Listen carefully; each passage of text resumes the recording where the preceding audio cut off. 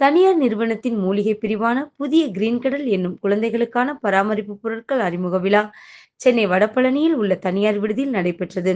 இந்த நிகழ்ச்சியில் செயல் அதிகாரி சுபாஷினி, சித்த மருத்துவர் சிவராமன், மருத்துவர் விஜயபால் மற்றும் மருத்துவர் ரவிச்சந்திரன் ஆகியோர் கலந்து கொண்டு பேசியதாவது: குழுவினர் முதல்ல இதை கன்சீவ் பண்ணி, இந்த ஒரு ஐடியாவை கன்சீவ் பண்ணி அதை மிகச்சிறப்பாக ஒரு மிக அழகான ஒரு குடுவைகள்லையும் வடிவத்திலையும் இதை கொண்டு வந்திருக்கிறதுக்கு பாராட்டுக்கள், வாழ்த்துக்கள்.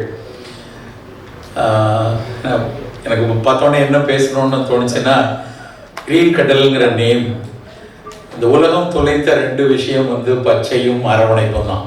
ரொம்ப முக்கியமாக உலகமே தேடிட்டு இருக்கிற விஷயமும் பச்சையத்தையும் அரவணைப்பையும் தான். அந்த தொலைத்த ரெண்டு விஷயத்தை இணைத்து கிரீன் கடல்னு ஒரு நேம் கொடுத்ததுக்கு முதல்ல ஜிஎம்சி டீமுக்கு வாழ்த்துக்கள். இதுதான் நோக்கி எல்லாருமே தேடிட்டே இருக்கிறோம். எல்லா இடத்துலையும் கிரீனை தேடி உலகமே திரும்பிட்டு இருக்கு. நம்ம சித்த மருத்துவரோ, ஆயுர்வேத மருத்துவரோ, மற்ற மருத்துவர்களோ இல்லை, எல்லாம் இல்லை, உலகமே. ஏன்னா பச்சையை தொலைத்ததுனால்தான் இன்னைக்கு மிகப்பெரிய சிக்கல்களை, உடல்நல சிக்கல்கள் இருந்து இந்த பிரபஞ்சத்தினுடைய பல சிக்கல்களுக்குமே அதுதான் காரணமாக இருக்குது. ஸோ அதுக்கான சொல்யூஷன்ஸ் அந்த கிரீனில் இருந்து தான் தூங்க முடியும். அது எல்லா இடங்கள்லையும் நம்ம அதை பார்த்துட்டே வரோம். ரெண்டாவது ரொம்ப முக்கியமான விஷயம் கடல். அந்த அரவணைப்புங்கிறது சொல்லிலிருந்து ஆரம்பித்து, ஒரு சொல் அரவணைக்கக்கூடிய ஒரு சொல் இன்னைக்கு இல்லை. எல்லாமே ரொம்ப ஃப்ளாட் வேர்ட்ஸ், எவ்ரி திங். அந்த ஃப்ளாட் வேர்டு இல்லாமல் ஒரு அரவணைக்கக்கூடிய சொல்லிலிருந்து ஆரம்பிச்சு, அது ஒரு குழந்தை முதல்ல கடல் ரொம்ப அதிகமாக யூஸ் பண்ணுறது ஒரு குழந்தையுடைய அரவணைப்புக்கு தான் அதிகமாக ஆங்கிலத்தில் யூஸ் பண்ணுவாங்க அந்த வார்த்தை. அது ஒரு லவ்வாக இருக்கட்டும், ஒரு பேஷன், அஃபெக்ஷன், எல்லாத்துக்கும் ரொம்ப அடிப்படையான விஷயம் அந்த அரவணைப்பு தான். அதுவும் நம்ம நிறைய தொலைச்சிட்டோம். ஓடிக்கிட்டே இருக்கிற உலகத்தில், வேகமாக ஓடிக்கிட்டு இருக்கிற உலகத்தில் யாருக்கும் கொடுக்காத ஒரு விஷயமாக அந்த கடல் இருக்கு. அந்த ரெண்டு அந்த தொலைந்தவற்றை கொடுக்க வேண்டும் அப்படிங்கிற ஒரு சிந்தனை ரொம்ப பாராட்டுக்குரிய ஒரு விஷயமா இருக்கு. அந்த அடிப்படையில் துவக்கக்கூடிய இடம், ஒரு மனித வாழ்க்கையினுடைய உடல் நலத்தினுடைய துவக்கம் குழந்தை பருவத்திலிருந்து வந்தாதான் சரியா இருக்கும். நமக்கு இன்றைய அறிவியலினுடைய மிகப்பெரிய உச்சங்கள் அறியாத காலத்தில் இன்னைக்கு இருக்கக்கூடிய சயின்ஸுடைய நுவான்சஸ், இன்னைக்கு எல்லா விஷயங்கள்லையும் மிக மிக நுட்பமாக பேரறிவு வளர்ந்துருக்கு. இப்போ மிக மிக கவனமாக நம்முடைய முன்னோர்கள் பராமரித்து வந்திருக்கிறாங்க. ஆயுர்வேதமும் சரி, சித்த மருத்துவமும் சரி, எல்லா பாரம்பரிய மருத்துவ முறைகள் அத்தனையும் சரி, இதை அதிலிருந்து அவர்கள் அந்த காலகாலமாக பயன்படுத்தி வந்த விஷயங்கள்ல இருந்து தான் அதை தத்துவார்த்தமாக புரிந்து அது ஒரு ப்ராடக்டாக, அது குழந்தைக்காக இருக்கட்டும், இல்லைன்னா பெரியவங்களுக்காக இருக்கும், அப்படி தான் அது எவால்வ் ஆகுது. அந்த அடிப்படையில் இந்த பேபி கேர் ஆயிலாக இருக்கட்டும், இல்லைன்னா பேபி க்ரீமாக இருக்கட்டும், இல்லை பேபி வாஷாக இருக்கட்டும், இல்லை ரப் யூஸ் பண்ண ஒரு கபத்துக்கு ரப்பாக இருக்கட்டும், நான் அதனுடைய ஒரு இன்க்ரீடியண்ட்டை பார்க்கும்போதும் அவ்வளவு மகிழ்ச்சியாக சிறப்பாக இருக்குது. ஃபஸ்ட்டு பாயிண்ட் ரொம்ப முக்கியமானது பாதுகாப்பு தான். அவ்வளோ ஒரு டெண்டர் ஸ்கின்னாக இருக்கக்கூடிய ஒரு குழந்தையுடைய ஸ்கின்ல எந்த விதமான ஒரு சிறு காயங்கள், சிறு சிராய்ப்புகள், சிறு தவறுகள் நிகழ்ந்துடக்கூடாதுங்கிறதுல அதில் முக்கியமாக அவங்க கடைசி ஸ்லைடாக போட்டாங்க. இருந்தாலும் அதை முதல் விஷயமா யோசிக்க வேண்டியது பாரபன் இல்லை, சல்ஃபேட் இல்லை. ஒட்டுமொத்த உலகமும் அதைத்தான் பார்க்கிறது. அந்த ரெண்டு வாரத்துக்கான நடந்த சர்ச்சைகள் உலகம் முழுக்க ரொம்ப அதிகம். பல ப்ராடக்ட்ஸ் இந்த பாரபன் இருக்குது, சல்ஃபேட் இருக்கிறதுனாலே தாய்மார்கள் அதை ஒதுக்க ஆரம்பிச்சாங்க. வேணாம், ரொம்ப கோலோச்சிய ப்ராடக்ட், நான் நேமெல்லாம் சொல்லணும்னு அவசியம் இல்லை. உலகமே அந்த ப்ராடக்ட்ஸை மட்டுமே வச்சுட்டு இருந்தவங்க மொத்தமாக ஒரு 20 வருஷத்துக்கு முன்னாடி அதை தூக்கி வேணாம், பாரபன் சல்ஃபேட்ஸ் எந்த அளவுக்கு அது ஸ்கின்னுக்கு ஆபத்தானது அப்படின்னு ஒரு சில பேப்பர்ஸ் வந்தோடனே டோட்டலாக விட்டாங்க. அப்படி இல்லாத ஒரு ப்ராடக்ட் கிடைக்காதா அப்படின்னு எல்லா தாய்க்கும் ஒரு ஏக்கம் இருக்குது. எல்லா குழந்தையை பராமரிக்க அத்தனை பேருக்கும் பாரபன் இல்லாத, சல்ஃபேட்ஸ் இல்லாத ஒன்று வேணும். ஃபர்ஸ்ட் வி ஷுட் அப்ரிஷியேட் இந்த கிரீன் கடல் ப்ராடக்ட்ஸில் நாங்கள் அதை சேர்க்கலைன்னு ஒரு முக்கியமான ஒரு முதல் குரலாக அதை சொல்லியிருக்காங்க. ஸோ அதில் ஃபஸ்ட்டு நமக்கு கிடைக்கிறது ஒரு தேவையில்லாத தீவிர ரசாயன பொருட்கள் இல்லை. அது வந்து அந்த மாதிரி பேரபன்ஸ் இல்லாமல் சல்ஃபேட்ஸ் இல்லாமல் நேச்சுரல் இன்க்ரீடியண்ட்டை வச்சு அதை கொண்டு வந்திருக்காங்க. அது வி ஷுட் அப்ரிஷியேட். இந்த மாதிரி ஒரு ப்ராடக்ட் ஆயுர்வேதிக் ப்ராடக்ட்ஸில் ஹெர்பல் ப்ராடக்ட் நிறைய மாடர்ன் சயின்ஸ்லேயும் அந்த மாதிரி ப்ராடக்ட்ஸ் வர ஆரம்பிச்சிருக்கு. ஒரு ஆயுர்வேதிக் ப்ராடக்ட்ஸில் இந்த மாதிரி ஒரு ப்ராடக்ட் கொண்டு வர்றது உலகெல்லாமே இது இந்திய குழந்தைகள் பண்ண பார்க்கப்போ வந்து ஒரு இந்திய குழந்தை இந்திய தாய்ன்னு இருந்தது. பட் உலகமெல்லாம் இருக்கக்கூடிய எல்லா குழந்தைகளுக்கும் எல்லா தாய்க்கும் இந்த தேவை இருக்குது. So the world wide this product will reach globally because it doesn't have any paraben, sulfate, anything is there, and all other ingredients what they had used வந்து it's globally it will reach. So அதுவும் ஆன்லைனில் தான் first வந்திருக்காங்க. So globally it will get connected very soon அப்படிங்கிற ஒரு பெரிய confidence இருக்குது. ரெண்டாவது எனக்கு மனது கவர்ந்த விஷயம் வந்து நாங்கள்லாம் சின்ன பிள்ளையில வந்து மேல் தேய்ச்சி குளிப்பாட்டுறதுக்கு அப்படின்னா நலுங்கு மாவுன்னு ஒன்று பயன்படுத்துவோம். நலுங்கு மாவு தெரியாத தாய்மார்கள் கிடையாது. நான் இன்றைக்கு 25 வயதில் இருக்கக்கூடிய ஒரு தாயிடம், இளம் தாயிடம் வீட்டில் நலுங்கு மாவு செஞ்சீங்களா, உரமாத்திரம் பண்ணீங்களா அப்படின்னா தெரியாது. அவங்களுக்கு அதுக்கான நாலேஜும் இல்லை, அதுக்கான டைமும் இல்லை. ஆனால் அது ரெண்டை பற்றின பெரிய கேள்விகள் மட்டும் இருக்கிறது. இது சேஃபா, நலுங்கு மாவு கொடுக்குறீங்களா, இது சேஃபா, உரம் மருந்தெல்லாம் சேஃபா அப்படின்னு ஒரு கொஸ்டின் எல்லார்ட்டையும் அது வரும். அதுக்கு இவங்க நாங்கள் யூஸ் பண்ணக்கூடிய அந்த பேபி வாஷில் வந்து இந்த நலுங்கு மாவினுடைய ரொம்ப அடிப்படையான விஷயம் பாசிட்டிவ் தான். அந்த க்ரீன் கிராம் தான் அதனுடைய மூங்கால் அப்படின்னு சொல்லக்கூடிய க்ரீன் கிராம் தான் அதனுடைய மேஜர் இன்க்ரீடியன்ட். அதை வந்து ஒரு பேபி வாஷ்க்கு அவங்க யூஸ் பண்ணுறது, சோப்புக்கு யூஸ் பண்ணுறது அது ரொம்ப மகிழ்ச்சிக்குரிய விஷயம். ஏன்னா காலகாலமாக குழந்தைக்கு வீட்டில் குழந்தை பிறந்தாங்கன்னா முதல்ல பாசிப்பருப்பு மாவை வந்து அரைச்சி வச்சுட்டு அதை வச்சு தான் மேலே தேய்ச்சி குளிப்பாட்டணும். பாலகரப்பான் அப்படின்னு சொல்லுவாங்க, ஆயுர்வேதத்துலேயும் உண்டு, சித்தாலையும் உண்டு. அதில் பிறந்த உடனே மேலே அந்த பக்கு மாதிரி படிஞ்சிருக்கக்கூடிய தலையில் படிஞ்சிருக்கிறதா இருக்கட்டும், மேலே கரப்பான குழந்தை பருவத்தில் வரக்கூடியதாக இருக்கட்டும், ஃபஸ்ட்டு அந்த காலத்தில் அதை பற்றின ஒரு அட்டோபிக் எக்ஸிமாலாம் தெரியறதுக்கு முன்னாடி முதல்ல வந்து அவங்க அந்த பாசிப்பருப்பு மாவு வச்சு தான் மேலே கழுவுவாங்க. அதை ஒரு சயின்டிஃபிக் பேஸில் ஒரு யூசர் ஃப்ரெண்ட்லியாக அதில் வந்து ஒரு அருமையான ஒரு ப்ராடக்ட் கொண்டு வந்திருக்கிறது ரொம்ப ரொம்ப வாழ்த்துக்குரிய விஷயம். அதே மாதிரி இந்த ரப்பர், முதல்ல இந்த ரப்பர் நான் பார்த்தோன்னே இது என்ன புதுசாக இருக்கே அப்படின்னு தான் யோசித்தோம்.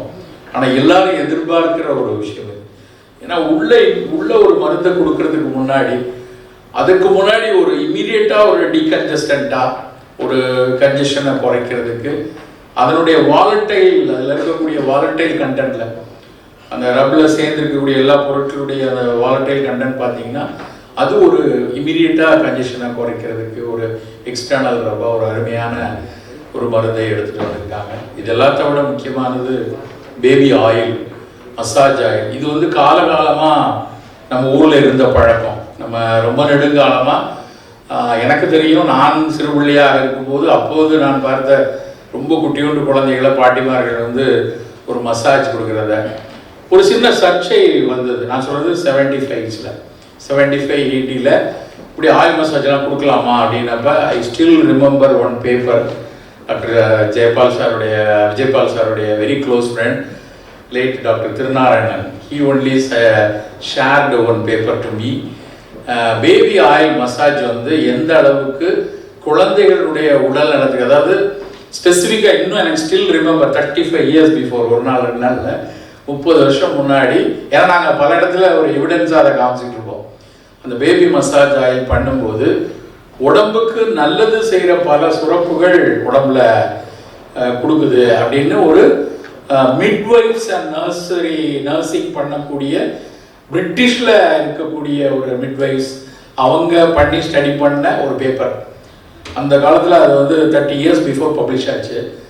இந்த எண்ணெய் தேய்ச்சி குளிக்கிறதுனால பிரயோஜனம் இருக்கா இல்லையான்னு ஒரு டிபேட் வந்தப்ப அந்த பேபி ஆயில் எப்படி வந்து குழந்தைக்கு யூஸ் பண்ணுறாங்க, அது எவ்வளோ பெட்டராக இருக்குது அப்படின்னு அந்த பேப்பரை தான் நாங்கள் வந்து சான்றாக எடுத்து காட்டோம். பாருங்கள், அந்த யூகேலேயே அது பண்ணியிருக்காங்க. அப்போ நம்மளாம் அதை எங்கள் இதில் தாண்டி எண்ணெய் குளியல்ங்கிறது ஒரு மிகப்பெரிய ட்ரீட்மெண்ட்டாகவே நாங்கள் வேறு இதுக்கெல்லாம் யூஸ் பண்ணிகிட்ருக்கோம்னு சொல்லுவோம். ஸோ இந்த பேபி ஆயில் இதை பார்த்தோன்னே எனக்கு அந்த பேப்பர் தான் ஞாபகம் வந்தது. ஸோ ஒரு நல்லெண்ணெயாக இருக்கட்டும், தேங்காய் எண்ணெயாக இருக்கட்டும், ஒரு தெரப்பியூட்டிக்கலாக பெனிஃபிஷியலாக இருக்கக்கூடிய எண்ணெயை குளிர்ச்சி ஆகிறதுக்கு வந்து சோற்று கற்றாழை யூஸ் பண்ணியிருக்காங்க. இந்த மாதிரி பொருட்களை வைத்து தைலம் உடலுக்கு அந்த ஒரு மசாஜிங் கொடுக்கும்போது குழந்தைக்கு முதல்ல ஒரு லென்த்தியான தூக்கம் கிடைக்கும். தூக்கத்தில் தான் குழந்தை வந்து நல்லா அவனுடைய மெட்டபாலிசம் நல்லா இருந்து எடை கூடுவதாக இருக்கட்டும், வளர்ந்தா இருக்கட்டும். சார் பீடியாட்ரிஷியன் அடுத்து பேசுவாங்க. ஒரு தூக்கம் ஒரு குழந்தைக்கு எவ்வளோ முக்கியம்னு அவங்களுக்கு தெரியும். அவங்க நல்லா தூங்குறாங்களான்னு ஃபர்ஸ்ட் கொஸ்டினே கேட்கறது. ஸோ அப்படி ஒரு தூக்கத்தை தூண்டக்கூடிய ஒரு பேபி ஆயில், இப்படி ஒரு எக்ஸ்டர்னல் மெடிகேஷன்ஸில் எக்ஸ்டர்னல் தெரப்பியூட்டிக்காக இருக்கிற ஒரு ப்ராடக்ட். இதை வந்து ஒரு டக்குன்னு பார்த்து காஸ்மெட்டிக்னு சொல்லிட முடியாது. இது பார்ப்பதற்கு வந்து அதனுடைய மிக அழகான வழக்கமாக அப்பெக்ஸோடைய மிகப்பெரிய விஷயமே பார்த்தீங்கன்னா அதனுடைய வடிவமைப்பு. இன்னும் இந்த டீம் வந்து அதனுடைய எக்ஸ்டர்னல் வடிவமைப்பில் ஒவ்வொன்றிலையும் மிக துல்லியமாக அவங்களுடைய அப்பெக்ஸோட அதர் ப்ராடக்ட்ஸ், ஜிஎம்சியோடைய அதர் ப்ராடக்ட் நாங்கள் நிறைய யூஸ் பண்ணிகிட்டு இருக்கோம். அவங்க ரொம்ப அதனுடைய லேபிளிங், அதில் இருக்கிற டிரான்ஸ்பரன்சி, அதில் கொடுக்கக்கூடிய இன்ஃபர்மேஷன், பர்டிகுலர்லி இந்த ஸ்ரீதர், பாலாஜி, யோகேஷ்லாம் எங்கள்கிட்ட பார்க்க வரும்போது அவங்க சொல்லக்கூடிய இன்ஃபர்மேஷன்ஸ் எப்போவுமே ஒரு கான்ஃபிடென்ஸ் வந்து ஃபஸ்ட்டு வர்றது அதில் கொடுக்கக்கூடிய டிரான்ஸ்பரண்ட் இன்ஃபர்மேஷன் தான். அதில் அவங்க அதில் சொல்லக்கூடிய விஷயங்கள் எல்லாத்தையும் பார்க்கும்போது பார்ப்பதற்கு ஒரு டக்குன்னு ஒரு பெரிய காஸ்மெட்டிக் டிவிஷன் அப்படிங்கிற அந்த ஃபீலை தாண்டி அது அக்கறையான ஒரு தெரப்பியூட்டிக் டிவிஷனாகவும் எனக்கு மனசில் படுது. அந்த வகையில் இந்த ஜிஎம்சி ப்ராடக்ட் இது அவங்க இன்னொன்று ராகவன் சார் பேசும்போது லேட்டாக சொன்னார், இது வந்து துவக்கம் தான், இன்னும் வர இருக்குது நிறையா அப்படின்னு சொன்னாங்க. I appreciate. இன்னும் நிறைய ப்ராடக்ட் நீங்கள் கொண்டு வரணும், குழந்தைகளுக்கு, பெரியவங்களுக்கு எல்லாருக்கும். இன்னும் நிறைய தேவைகளும் இருக்குது. நான் சொன்ன மாதிரி விட்ட 2 இடத்த தொட்டிருக்கீங்க. அந்த விட்ட 2 இடம் அந்த பச்சையிலையும் அந்த அரவணைப்புலையும் இன்னும் பல நல்ல ப்ராடக்ட்ஸ்கள் இதை தாண்டி இது மிகப்பெரிய வெற்றியை பெறும் என்பதில் எந்த விதத்திலும் ஐயம் இல்லை. இதை கொண்டு போய் சேர்க்க வேண்டியதான். இப்போ இங்கே வச்சு ஏன் இதை வந்து பண்ணுறாங்க? ஒரு அருமையான கிரீன் கடல் கிரீன் பார்க்கில் வந்திருக்கிறது கூட ஒரு எப்படி இது ஒருதுக்குன்னு தெரியல, ரொம்ப அழகாக வந்திருக்கிறது வந்து மகிழ்ச்சியாக இருக்குது. இதுலேருந்து மக்களுக்கு இந்த விஷயத்தை எடுத்து செல்லும் போது இப்படி ஒரு ப்ராடக்ட் இருக்குது, இதில் இதெல்லாம் இந்த மாதிரி இன்க்ரீடியன்ட், அந்த ஒவ்வொரு இன்க்ரீடியண்ட்டும் ரொம்ப பார்த்து கோர்க்கப்பட்ட ஒரு விஷயம். சேஃப்டிங்கிறதுல ரொம்ப முக்கியமான மிகப்பெரிய, இன்னைக்கு நான் ஒரு கடந்த 2-3 மாதங்களில் 2 மிகப்பெரிய ஆயுர்வேதிக் கான்ஃபரன்சஸ் அட்டன் பண்ணேன். ஒன்று வந்து global submit on traditional world traditional medicine new டெல்லியில் நம்ம பிரைம் மினிஸ்டரை வச்சு நடந்தது. அடுத்து இப்போ ஆயுஷ் துபாய் போன வாரம் நடந்து முடிஞ்சது. 2லையும் பார்க்கும்போது ஆயுர்வேதிக் மெடிசன்ஸ் வந்து இனி ஃபியூச்சரில் அவங்க வந்து வேர்ல்டில் வந்து பீஜிங் டெக்ளரேஷன் 2008 நடந்தது. அந்த பீஜிங் டெக்ளரேஷன் தான் வந்து என்டையராக சைனீஸ் மெடிசனை வந்து உலகம் முழுக்க எடுத்துகிட்டு போனது அந்த பீஜிங் டெக்ளரேஷன் தான். எந்த அளவுக்கு அந்த டெக்ளரேஷன் இருந்ததுன்னா, போட்ட ரோடு, போட்ட எலக்ட்ரிசிட்டி எல்லாத்தையுமே சைனீஸ் சிஸ்டம் மெடிசன் எப்படி டெவலப் ஆகணும் அப்படிங்கிறதுக்காக யோசிச்சு போட்டதாக அந்த பீஜிங் டெக்ளரேஷனில் எழுதியிருப்பாங்க. அதுக்கப்புறம் இப்போ 2023-25 டெல்லி டெக்ளரேஷன் ஆயுர்வேதாவுக்காக அதே மாதிரி திங்கிங்கில் குளோபல் லீடராக கொண்டு வரணும் அப்படின்னு சொல்லி ஆயுஷ் மினிஸ்ட்ரி வந்து மிகப்பெரிய அளவில் ஒர்க் பண்ணுறாங்க. எங்கெங்கெல்லாம் அது கன்ஸ்ட்ரெயின்ஸ் இருக்கோ, ஆப்ஸ்டக்கிள்ஸ் இருக்கோ, அதெல்லாம் எடுத்து ஆயுஷ் சிஸ்டம்ஸ் எல்லாத்தையும் குளோபலாக எடுத்துகிட்டு போகணும் அப்படின்னு. ஸோ குளோபலாக கொண்டு போகிறதுக்கு அதுக்கான அவங்க அந்த பாதையை திறந்து விடும்போது அதில் போகிறதுக்கான முதல் ஃப்ளாக்ஷிப் அப்படின்னு சொல்லுவோம் இல்லையா, அந்த ஃப்ளாக்ஷிப்பாக இருக்கிறது ஐநோ அப்பெக்ஸ் தான். நீங்கள் வந்து ஃபுட்னுடைய ஹெர்பல் ப்ராடக்ட்ஸு, ஜிஎம்சி ப்ராடக்ட், அதில் அவங்க நுணுக்கமாக ஒவ்வொரு விஷயங்கள்லையும் இதுவரைக்கும் கையாண்டுட்டு வரக்கூடிய எல்லா விஷயங்கள்லையும் காட்டக்கூடிய அக்கறை. நிச்சயமாக அது ஒரு ஃப்ளாக்ஷிப் இண்டஸ்ட்ரி. அந்த இண்டஸ்ட்ரி பின்னாடி பல இண்டஸ்ட்ரீஸ் பின்னாடி வரும், நம்மளும் அது மாதிரி செய்யணும் அப்படின்னு. இப்படி எல்லாவற்றிற்கும் ஒரு முன்னுதாரணமாக முகாந்திரமாக இருக்கக்கூடிய ஜிஎம்சி இன்னைக்கு ஒரு மிகச்சிறந்த ப்ராடக்ட்ஸை கொண்டு வந்திருக்காங்க. மாபெரும் வெற்றியை, பெரிய அக்செப்டன்ஸை, இதை பயன்படுத்தக்கூடிய ஒவ்வொரு குழந்தையின் புன்னகையிலும் அது துவங்கும் என்று கூறிக்கொண்டு வாய்ப்பளித்தமைக்கு நன்றி.